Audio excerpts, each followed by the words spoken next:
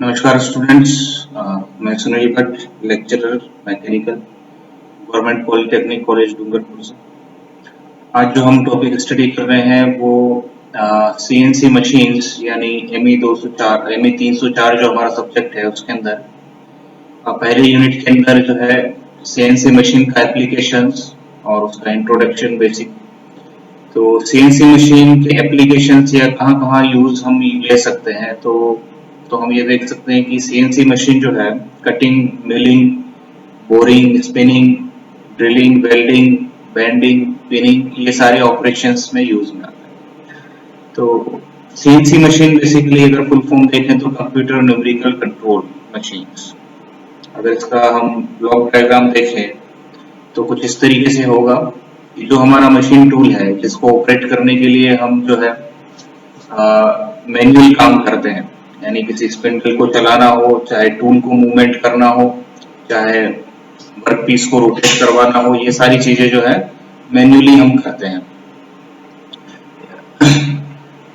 या फिर tool change करना हो, ये सारी चीजें मैन्युअली करते हैं। लेकिन अब सीएनसी के अंदर ये सारी चीजें ऑटोमेटिक और कंप्यूटराइज कंट्रोल के साथ होती है। और इसका जो बेनिफिट होता है वो ये होता है कि सबसे बड़ी बात, एक तो प्रोसेस जो है काफी एक्यूरेट होता है, इसमें किसी भी तरीके के एरर की कोई चांसेस नहीं रहता। इसके अलावा काफी फास्ट प्रोसीजर होता है, कॉम्प्लिकेट और इंट्रिकेट जो शेप्स बनती है, प्रोफाइल बनते हैं, वो ह्यूमन बीइंग से बहुत मुश्किल से बन पाते हैं, इतनी स्किल वर्कर या लेबर अवेलेबल नहीं हो पाती। तो ये सारा काम जो हमारा मशीन कंट्रोल यूनिट के साथ होता है। तो यहाँ पर देखिए इनपुट डिवाइसेस होते हैं जिन पे हम पार्ट प्रोग्राम डेवलप करते हैं और फिर उसको हम एंटर करते हैं। जब एंटर करते हैं तो मशीन कंट्रोल यूनिट्स में वो आता है। अब मशीन कंट्रोल यूनिट के दो पार्ट हम कर सकते हैं। एक तो डाटा प्रोसेसिंग यूनिट, यानी जो प्रोग्राम यहाँ से आएगा उसको प्रोसेस करना, उसको मशीन लैंग्वेज में कन्वर्ट करना, उसको समझ करके और आउटपुट पर देना, और आउटपुट पर उन सिग्नल के साथ देना जो आगे के सिस्टम समझ सके। दूसरा control loop unit. Control loop unit का मतलब मशीन कंट्रोल यूनिट का जो दूसरा पार्ट, पहला पार्ट डाटा प्रोसेसिंग यूनिट, दूसरा part control unit. Control loop unit जो है जो भी ऑपरेशन मशीन टूल कर रहा है उसको कंट्रोल करेगा। कंट्रोल किस तरीके से करेगा? सेंसर सिस्टम के साथ और फीडबैक लूप के साथ। ये क्या करेगा कि मॉनिटर करेगा कि जो प्रोग्राम यहाँ पर है इसके अकॉर्डिंग काम हो रहा है कि नहीं हो रहा, वो सारी कंट्रोलिंग ये वाला पार्ट करेगा। तो फिर ये फीडबैक हमारा ये लूप बन जाता है। तो पहला लूप जो हमारा होता है वर्किंग लूप होता है, यानी एग्जीक्यूशन लूप, और दूसरा लूप होता है हमारा फीडबैक लूप। तो यहाँ से जो डेटा प्रोसेस होगा आउटपुट पे सिग्नल जाएंगे और मूवमेंट करने के लिए ड्राइविंग सिस्टम होंगे। अब ड्राइविंग सिस्टम हमारे लिए कई सारे न्यूमेटिक या हाइड्रोलिक वॉल्व्स होते हैं, एक्चुएटर्स होते हैं, या सर्वो मोटर्स होती है, डीसी मोटर्स होती है, स्टेपर मोटर्स होती है, ये सारे हमारे लिए ड्राइविंग सिस्टम होते हैं। और इनके थ्रू जो है मशीन टूल पर सारा मूवमेंट होता है। ये मूवमेंट जो है जो भी यहाँ पर हो रहा है मशीन टूल में, चाहे वो मूवमेंट वर्कपीस में हो, चाहे वो मूवमेंट टूल के लिए हो, या मशीन टूल के किसी पार्ट के लिए जो मूवमेंट हो, ये सारा इसकी जो इंफॉर्मेशन है ये कंट्रोल यूनिट तक इस फीडबैक लूप से जाती है।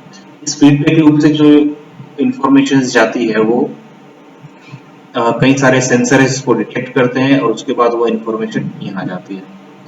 एक और चीज यहाँ पर हमें देखने को मिल रही है, डिस्प्ले यूनिट, यानी जो कुछ भी ये मशीन कंट्रोल यूनिट कर रहा है उसको ये ह्यूमन बीइंग या ऑपरेटर समझ सके, तो उसके लिए एक डिस्प्ले यूनिट होती है जिसमें सिमुलेट भी कर सकते हैं चीजों को, और इस तरीके से ये पूरा सिस्टम हमारा चलता है।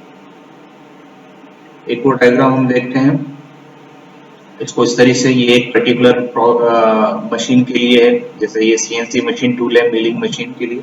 प्रोग्राम यहाँ से इनपुट होगा, टेप रीडर मतलब एक तरीके से इस प्रोग्राम को जिस भी फ्लॉपी या टेप ड्राइव में हम जो फीड करते हैं उसको ये अंडरस्टैंड करेगा।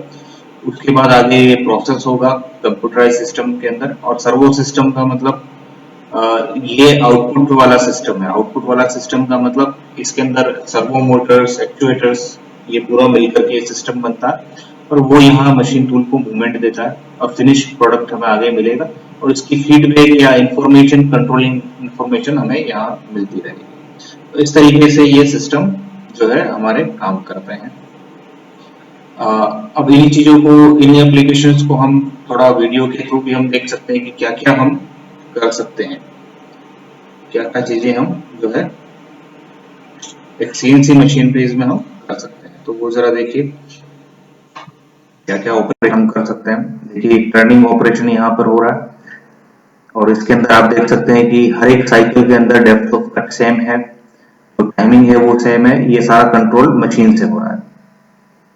जो भी मूवमेंट होगा प्रोग्राम के थ्रू मूवमेंट हो रहा है और ऐसा इसलिए जरूरी है क्योंकि ये सारे प्रोसीजर ह्यूमन बीइंग से इतनी एक्यूरेसी के साथ, परफेक्टनेस के साथ नहीं हो सकती है। तो यहाँ पर आप देख सकते हैं कि जो कॉम्प्लिकेटेड शेप्स है या प्रोफाइल है, चाहे वो पैराबोलिक है हो, चाहे इलिप्टिकल हो, सर्कुलर हो, इस तरीके के प्रोफाइल जो कि जनरेट नहीं किया जा सकते ह्यूमन बीइंग के द्वारा, उनको मॉनिटर नहीं किया जा सकता है, तो वो सारा सीएनसी मशीन में इजीली हो जाता है। और देखिए इस तरीके की कॉम्प्लिकेटेड प्रोफाइल सीएनसी मशीन के थ्रू हम कर सकते हैं। नेक्स्ट देखिए मिलिंग कटर है, मिलिंग मशीन के साथ ये हो रहा है। तो ये ऑपरेशन आप देख सकते हैं कितना फास्ट और कितना एक्यूरेट सिचुएशन के साथ हो रहा है। तो ये जो टूल मूवमेंट कर रहा है, कटर जो मूवमेंट कर रहा है, ये प्रोग्रामेबल जो है, इसको कंट्रोल मिला हुआ वहां से मूवमेंट कर रहा है और डायमेंशन एक्यूरेसी भी यहाँ पर काफी अच्छी हो जाती है।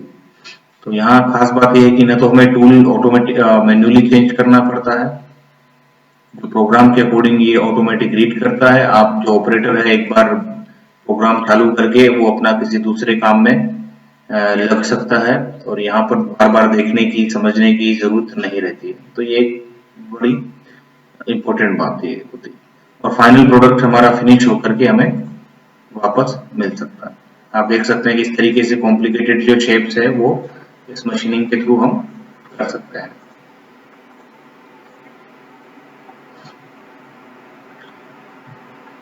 ये देखिए